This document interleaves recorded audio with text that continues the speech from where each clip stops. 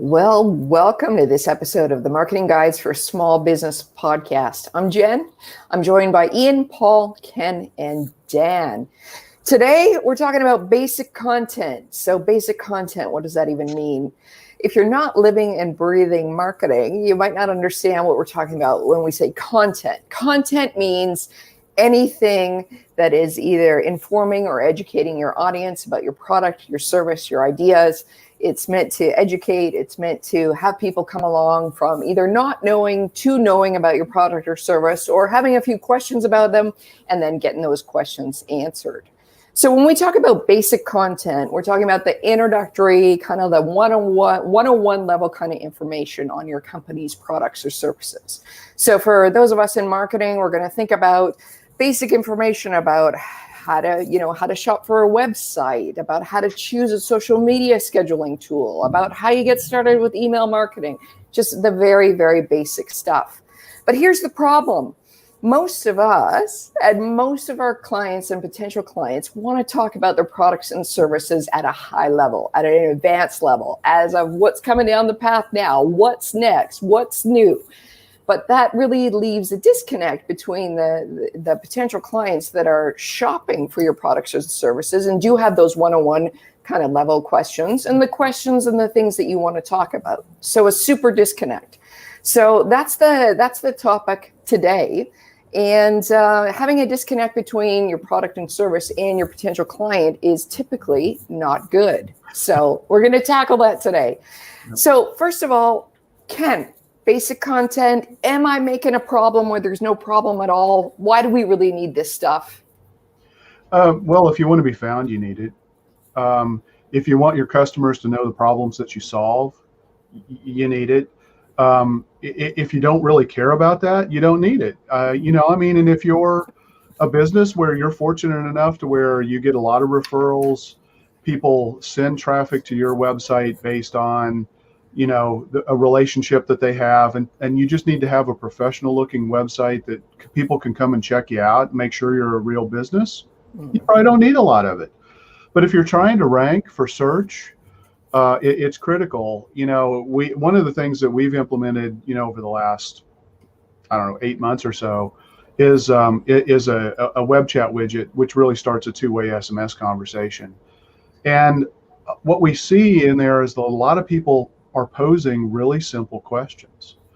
And we get feedback from our clients saying, I don't want to be a help desk. I don't want to answer all these questions. And it's like, actually you do, because it's a great relationship building process. And it also gives us tremendous ideas on content that we need to be writing and putting on on their websites. Because if somebody asks this question once, I guarantee you more people have this question.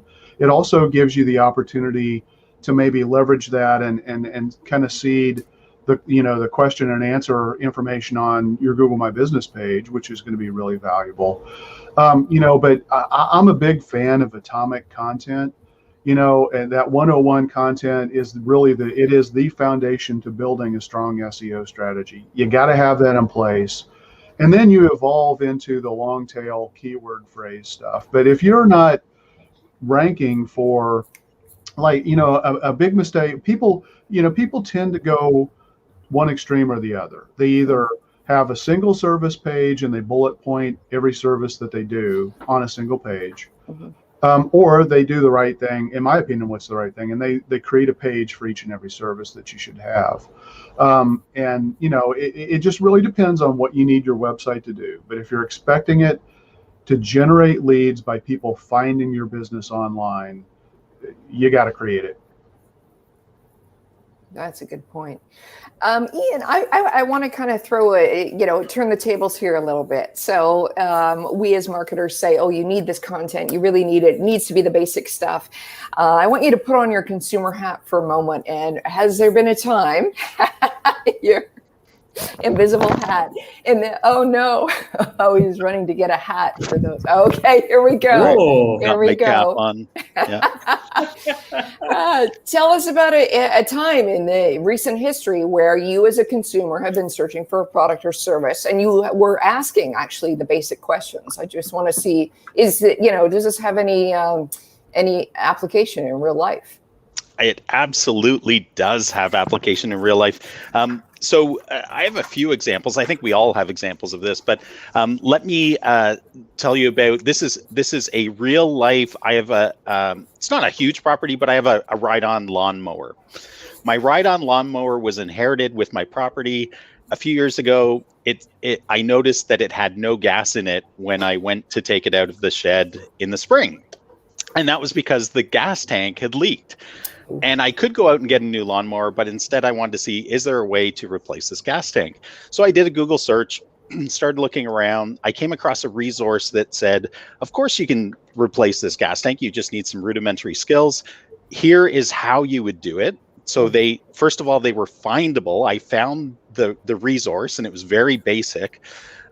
They had a video that explained how to replace the gas tank and that any layman could do it as long as they have some rudimentary skills and some tools. And here is the link to where to buy it from. And so, of course, the company that created the video was actually the one that had the e-commerce store as well. They, when you went to the e-commerce store, it had the description. It made sure it was compatible with the lawnmower that I had. It talked about why it was better than even the previous manufactured one because it was made out of better materials. The seams were welded better, blah, blah, blah, blah, blah. So, of course, I went ahead, I clicked and bought it. And then waited a couple of weeks till it arrived. And then I went back to that tutorial video, how to install it, had my phone out while I was actually installing it on my lawnmower. So I thought that was a pretty good example of I had a need. I searched for the need on Google. The company that came up highest was actually the one that had the best resources available and was also selling the product I needed at the time. Wow. Focusing on the problem you solve, the problems you solve. Yeah. And I think I'll just get 2 seconds. I think the thing that I like about what you said there, Ian, is that there was a video, because I think sometimes we forget that people have different ways of wanting to get help, and sometimes video can be the very best way. I'm going to be controversial here, but for customer service, I really don't want to go to your FAQs page. I get it. You want to do FAQs because it's for search engines and whatever else. But when I am stressing, I don't want to go to your FAQs page. I want to watch your video. And then maybe in 2 or 3 minutes, I'll get a good, clear example. Now, that's just me. Other people want to read that stuff. So the point is that, as Ken was saying with atomizing content, I think you have to think about the different ways that your people are going to possibly want to interact with the very same question. So to us as creators or as marketers, we'll be like, well, I already wrote something on that. Yeah, and maybe they don't want to read. Like maybe they want to watch the answer instead of read the answer. And you're going to have to think about those different, ways to atomize that. That's a great point, Dan. I mean, you've got to think about how people learn, and so there's a place and a time for written content. There's absolutely a place and a time for video content. Could be audio content. You really have to think this all through. And I think the most important kind of concept in this whole discussion is that it's audience focused. It's not the company focused. It's not about the manufacturer of the gas tank. It's not about you as a business strutting like a peacock to say, I'm better than everyone else because of this highly technical thing that we do. You might want to talk about that, but the audience you're trying to attract, unless they're of a particular ilk, the most of the audience you're trying to attract are people that are asking the basic questions and want to know the benefit to them at that time. And basic content is brilliant at that. Absolutely. Now, Dan, with basic content, say you've got your client to actually write some. Does it ever need to be updated? I mean, do the basics and the fundamentals ever really change? Do we have to be concerned about that? Well, I wouldn't get them to write it. That's so. That's okay. I'm just going to be honest about. I don't think they should be writing their own content. Mm. And it's as a friend of mine says, brain surgeons should not be doing their own brain surgery. I get that they want to do their own content. I don't think they should because they're too close to it. And I will say something else here. Sometimes we are too close to it. We are too close to our own stuff. So sometimes you have to step out of your own skin and say, I'm going to talk about this stuff. I'm going to just, take 15, 20 minutes, half an hour talking about some different topics to somebody who isn't doing what I'm doing, didn't go to school for what I'm doing. And sometimes I think you need that for this 101 level stuff because we can't break it. They can't break it down because they're too close to it. And honestly, that's a big part of what we do in my business is that I absolutely say you shouldn't be writing it. Because if you write it, first of all, you don't have the time. You don't have the time to write it. You're not going to get to it. You're going to mess around with it forever. And then finally, you're going to get something out the door. It's not going to be conversational. It's going to be industry jargon. And it's going to not be done in a timely fashion. And even when you give it to another associate, the same thing's going to happen. It's just going to be, and you're still going to have to look at it. So why not talk about these things to somebody else, have them record it, get it down, have them rewrite it, reflow it, put it back in front of you, because that's written for the customer. Most of these people cannot write for the customer, period, full stop. Like they can't. I've seen it. You can go to a seminar, you can go to a class for an hour. It ain't going to make you into a marketer. It ain't going to make you into a writer. Trust me, from a marketer and writer, you ain't got it. So why not, instead of trying to make that weakness into a strength, which it's not going to be, give it to somebody who's already got that as a strength so that you can focus on what you do best, which is serving your customers. And that's what these people need to know, is that what they do is their strength. And being new business, that's a hat that they often have to wear. Nobody else can do that for them. So why become a writer when you're not one? And that's okay.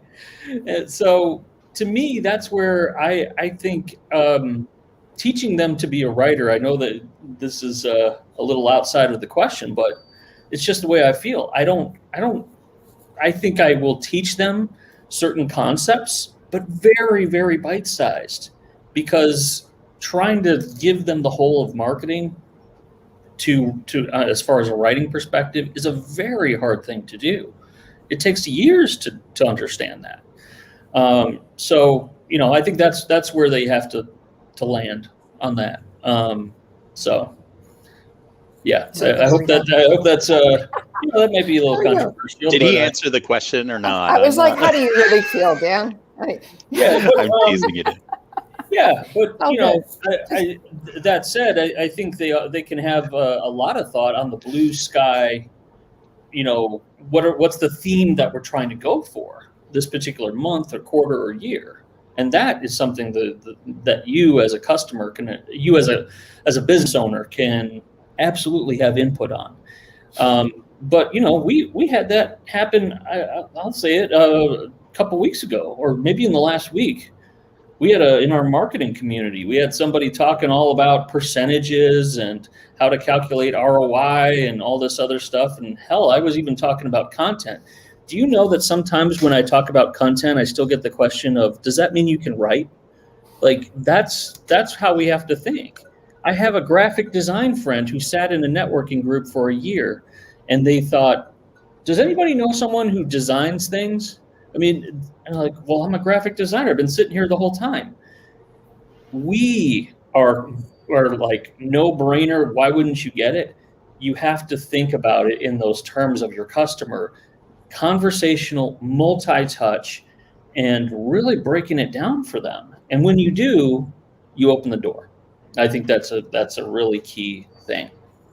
Absolutely. I hope that answers your question, but a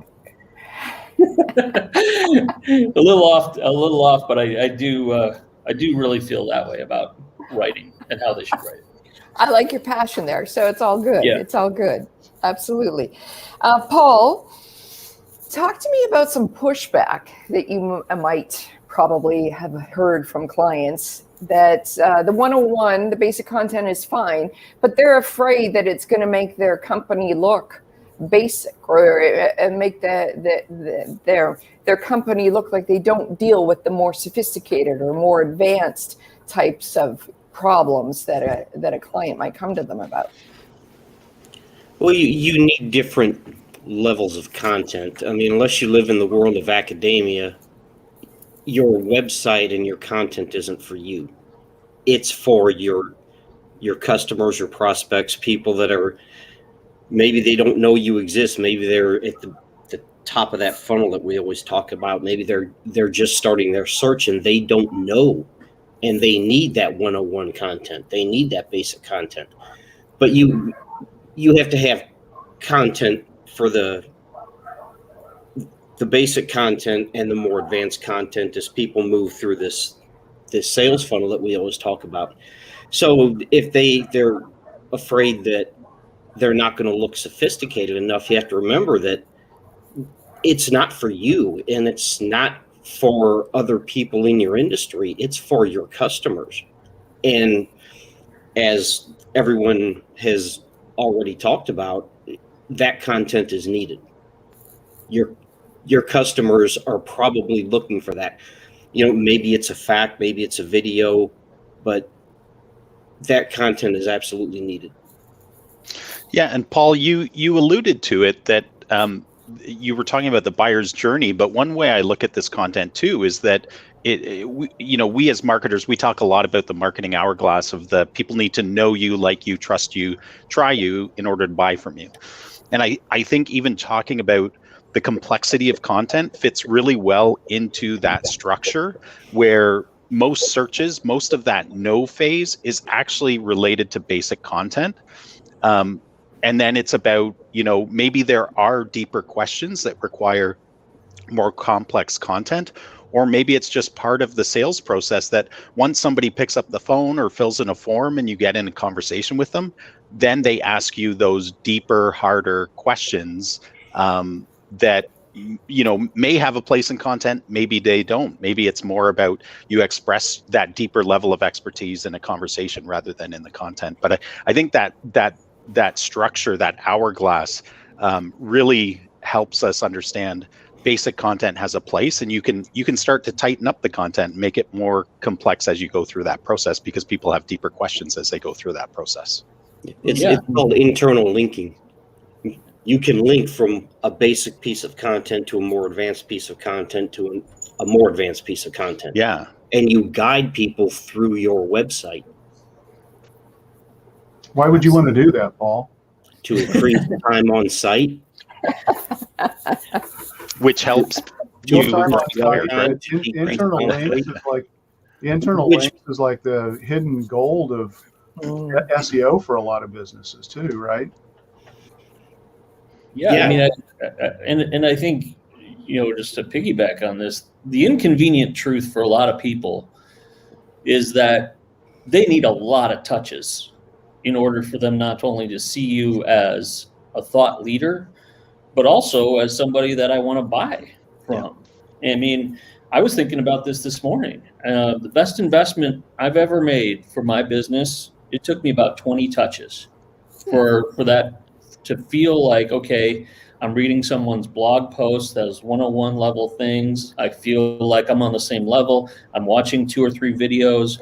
I attended a webinar. I signed up for an e-newsletter. And then that was all before I even got any kind of direct appeal from that source that said, hey, do you want to belong to this community? So altogether, though, I mean, that's how long it took. And we're talking, quite a long time. But I was in, and I was moving, as Ian said, through the funnel, through the hourglass. But I think a lot of folks, quite frankly, it's like we want them to spend thousands of dollars with us, but we don't want to do the work of the understanding of the touches that are involved. The 101 level explanations are amazing ways to sort of beat that path from know and like to that trust in amazing ways, because you're going to need that many touches.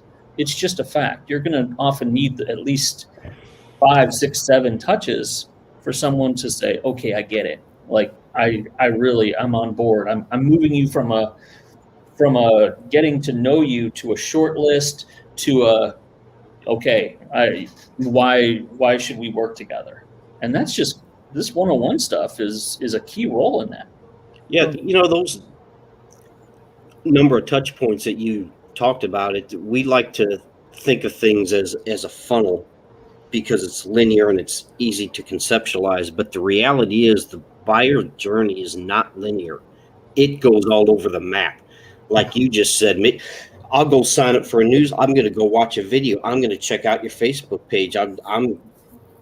Maybe I'll read a fact. Maybe I'll send you an email asking a question. I'm not ready to buy, but I have questions that I want answered. I'll send you a web chat. It's a convoluted mess, and that's the reality of the buyer's journey. It is not linear. So, yes, you do need all of these things. And then, Paul, you hit them with some retargeting ads, so once they leave you, they can't get away from you, right? They're like, "Whoa, there's those guys again." Yeah. Well, that's a very cool way to look at it. Take away our ability to stalk them, but I mean to retarget them. Oh. Yeah. Well, the reality is 4% of people when they first land on your website are going to convert and take the call to action, whether it's call or fill out a form. So you should be remarketing to them. Yeah, Absolutely. and that's a cool way to look at it. I didn't even realize it. We do often look at it that way with a straight line, but maybe it's more like rocks in a jar that we're building up. For every little touch that we're getting, it's more and more, getting them up the mountain. More than one way to look at it. Yeah. For sure. Yeah. Ken, you mentioned before how every single service should have its own webpage on your site. Does every single service that you offer need sort of a 101 level content? No. I think we all have a tendency to fall into a trap that we're talking about. All businesses have long sales cycles. If you don't have a long sales cycle, you may not need it. You may be able to get by with a strong reputation from a ton of Google reviews, or TripAdvisor or Yelp reviews. As an example, if you're a restaurant, do you need to have a page for everything that you offer on your restaurant? No way. That's a waste of time and money. You should be focused, make sure that your menu is available, but that's one page, and maybe that's even a download and it's not even a page on your website. So we can't overgeneralize things. And I think it's really important. Every business, we have to look at and understand what is the return on investment? What is the customer lifetime value? What is the buying cycle? How quickly do people act? And, that dictates the content that you have to have, or the strategy you have to have, or the places online that you have to be in. And, for a restaurant, there are plenty of times, the first time I've gone to a restaurant, I found them on a Google Map result. I read a couple of reviews on their Google My Business page. I was close to the area. I said, you know what, that's good enough. I'm going. Mm-hmm. Single touch.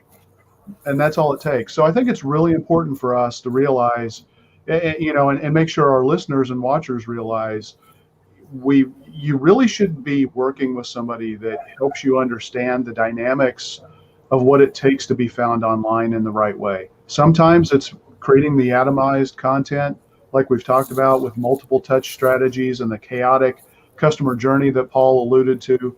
In other cases, maybe your best weapon is just a super strong reputation, and so that you show up really well on Google Maps.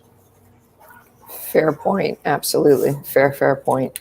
Yeah, nobody's downloading a white paper to decide if they're buying a bag of Doritos, right? We got to Unless you're a nutritionist, maybe, and then you'll want to get into all the nuances about. That's right. There's got to be something good in here. But having said that, if you do offer very nutritional food, then, and your appeal is to a customer who is looking for that specific kind of a solution, then maybe you do need to have a little bit more than just the regular content, right? So, I mean, that's where you start to get into understanding the buyer's journey, the ideal client persona, what problems do they have? What information are they looking for to help them make decisions? So, Yeah. The nutritional impact of Doritos can be summed up in one word: none. There's corn. It's got corn. What about your salt intake? What about that? yeah. Oh, that's good. So, Ian, we've been talking more about businesses as having them be a little resistant to the one-on-one content. What about as an executive or as somebody that wants to become a thought leader in their industry? These types of people usually want to come up with a big idea or something that's so far out there. Should they also start with basic content in order to sort of gain some trust that they really know what's happening in their industry? Or what would your recommendation to be in that situation? Yeah, I would say it depends on the audience. It always starts with the audience, who you're trying to attract, who you're trying to resonate with. But in most cases, a big idea, a point of view should always be boiled down. Like if you want boiled down to the simplest basic idea possible that you can express very easily to people and then continue to build on that, right? And you might get into complex later, but I think you have to start at the basic high level. When you watch a TED Talk, some of those TED Talks can be super deep, getting into some very technical stuff. But if a good TED Talk is actually very accessible to pretty much anyone, and it's because they bring their big idea down to a level that we can all associate with, and they use examples and content within that presentation so that it does resonate with us. And of course, an example of a TED Talk, certain people are attracted to certain TED Talks. So, they've chosen their audience who they're presenting it to, but then they're attracting more of that audience once it's online. But I think with executives, the question I would even ask an executive who is trying to become an authority in their space and they think they only have to talk about complex stuff is, okay, let's walk that path. Let's whiteboard this out. Who are you trying to attract with this content? Are those big technical things going to resonate with those people? Let's dig into it a little bit and wear that hat, wearing hats again, but wear that hat a little bit before we actually invest in it, because it is all about that target audience. And of course, you can go deeper as time goes on and build upon that point of view and your expertise. But the one example I would use is I was in a large corporation in marketing for years. Our CEO wanted to become an authority in relation to big data. We had an analytics side to our business for retailers, and he wanted to write a book and become an authority in that space, and he did. One of the interesting things, though, is that part of becoming an authority is being picked up by an audience. And so in order to get picked up by an audience, he had to do press releases, press junkets, interviews, and all of those things were on a very high level about talking about how big data impacted the businesses and the consumers and how it helped the businesses reach those consumers, right? So that was kind of the point of view and the big idea behind it. But all of the technical stuff that goes into the big data discussion, you could have spent weeks down that path. But there was an understanding that you have to start basic. Absolutely. And you were saying, and he did achieve it, didn't he? He did achieve his level he was after. So correct. Yeah. Yeah. I mean, once you get some people further along and you kind of build that community, I certainly think that then you can kind of go in from the 101 to sort of the 201 or 301 or stuff like that. I mean, I've seen that with like a couple of products that I've used, and I definitely, as you get into it, that's kind of the cool part that happens, is that you get smarter about it as a customer, you get a little more technical, and then you're like, who else can I talk to about this besides the end brand? Maybe some other customers. And that's where I think the community part of this should absolutely be considered too, is that the very next thing that's going to happen is like, yeah, you can have a one-to-one relationship from brand to customer, but then what about this other entity that can really help build your brand, which is the community part? A really good example of that, Dan, like I can't agree more. I mean, that is a great example. A recent example I went through in relation to that supports what you just said is a very complex piece of software that I wanted to use in order to help my clients. And actually, my visibility to it began with Ken. He talked about it, but he didn't talk about it at the highly technical levels. He was like, this software can do X for you to help your clients, right? That was kind of the first step into there. But now that I've been in the software, like I'm digging into tutorial videos that go so deep down the rabbit hole, they're ridiculous, but they're necessary because now I'm in the tool and I need to raise my understanding of how to use that tool to its greatest effectiveness. Yeah, I mean, in some of these almost take it to the point of gamifying it a little bit, where it's like an academy for learning. When you're doing, let's say, some of these products that I've used, you like you said, you watch a certain video and then you just keep going and then just keep going. And there's a feeling of accomplishment when you get through the academy of the 101 stuff, the 101 content, the 201 content, the 301 content.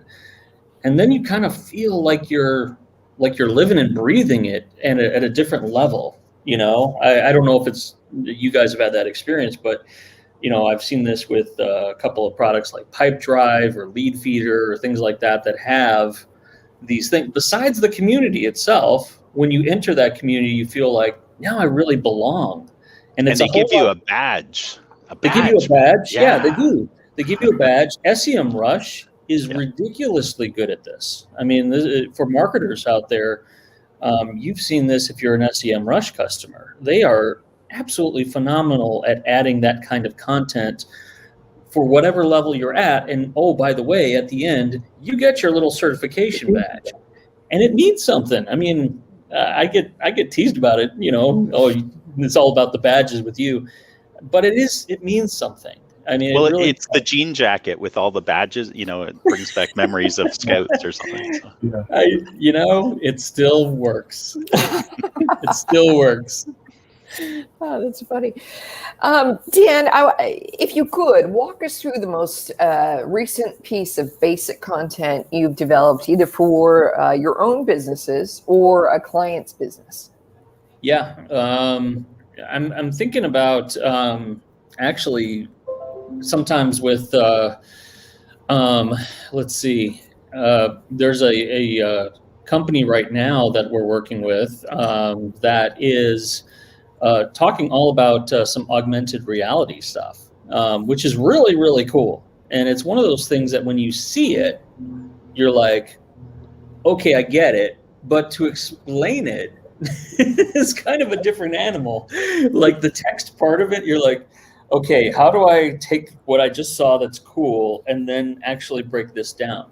So one of the things that they said is, can we use augmented reality to explain what that is and explain this whole calculator that we've got going on? And I was like, okay. So long story short, the calculator process that they had probably had about 8 different parts to it.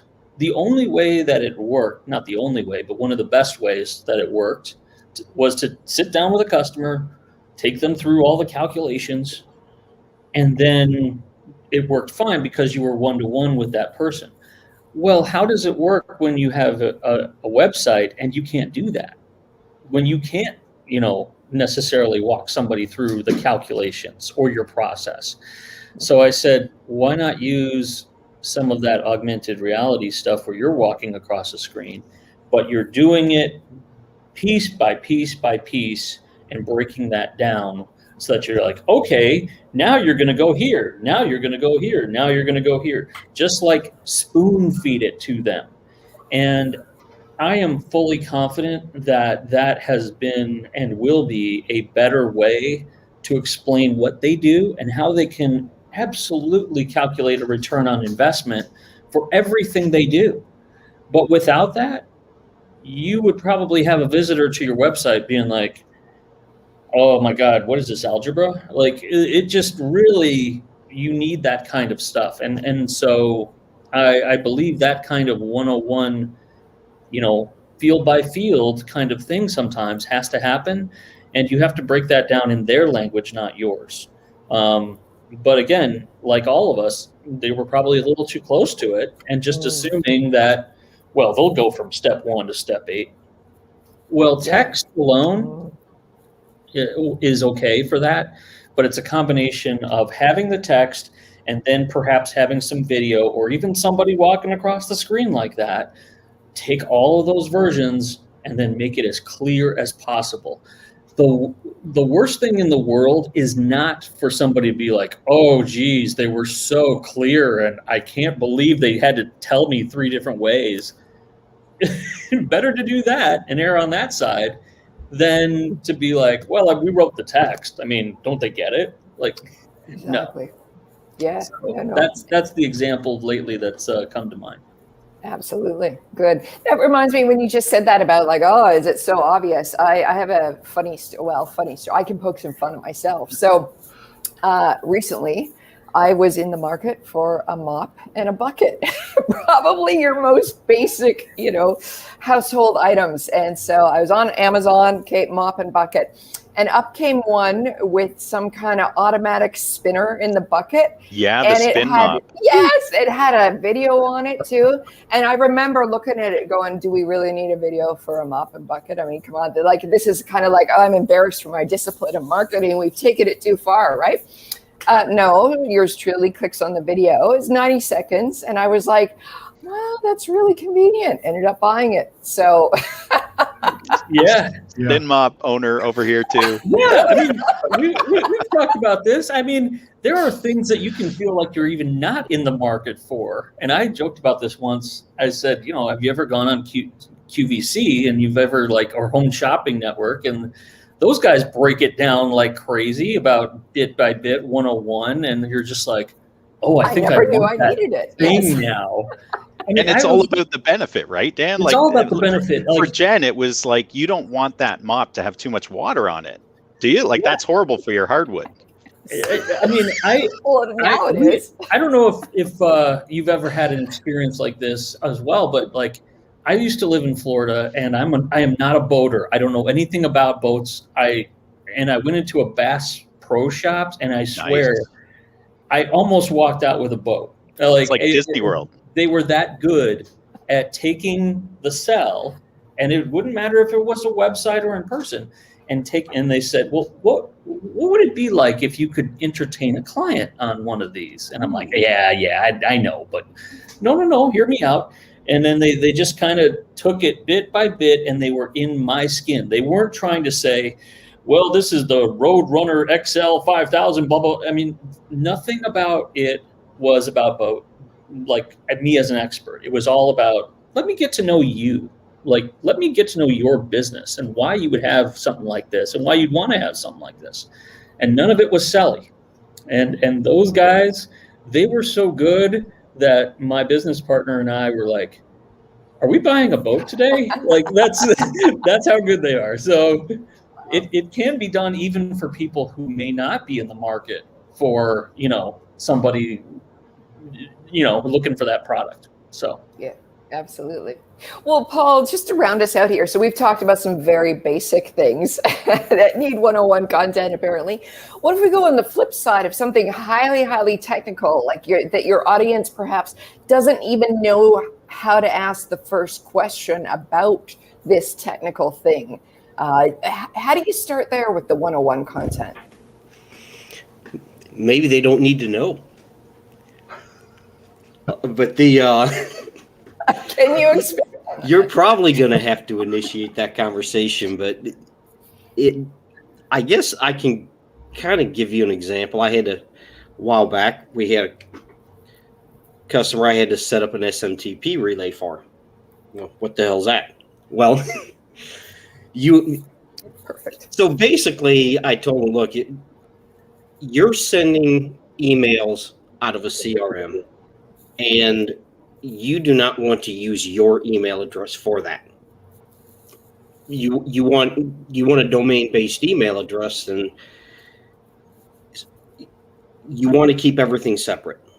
And basically all this does is it uses a third party to send these emails on your behalf, and that's how I explained it to them. And they said they understood it. They probably didn't. They probably just saying that, but I know you're looking for, yes, everything technical can be explained easily. And a lot of times it can be to some point, but if you're talking about something that is really technical, all you can do is kind of break it down the best you can. But sometimes things that are really technical, they are what they are.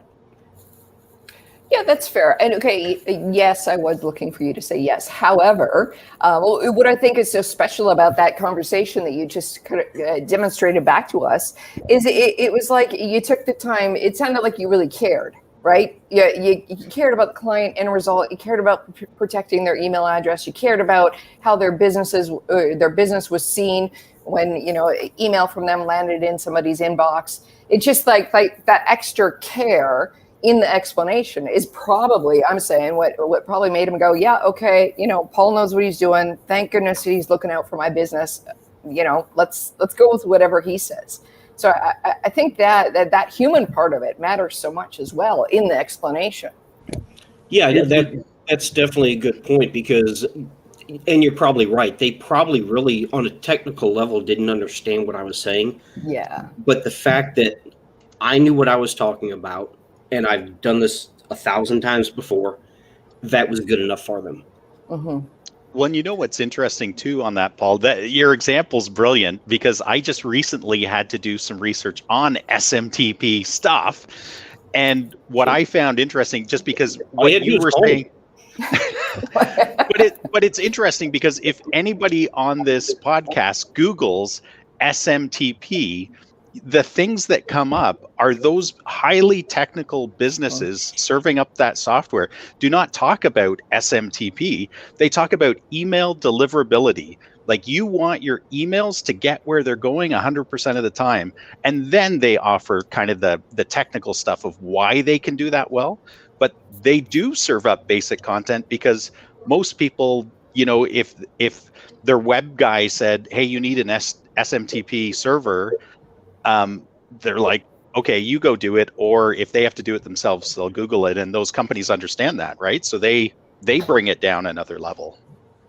I mean, I think the thing that sometimes, no matter what business you're in, the thing that may be your strength may not be what you do as the number one strength. I mean, I'm going to do a little inadvertent chest beating here, but I think this is just to illustrate a point, is that hold on, let's be some chest beating.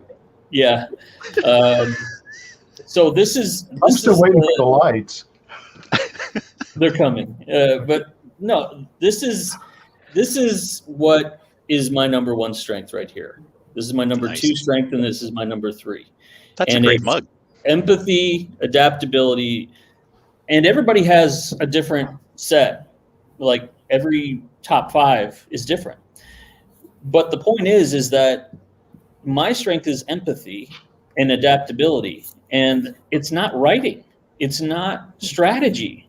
It's not anything to do with marketing. It's empathy and understanding, like, okay, I get where you're coming from. How do I then adapt that to the outside world? Now, maybe, sure, writing is the vehicle for that.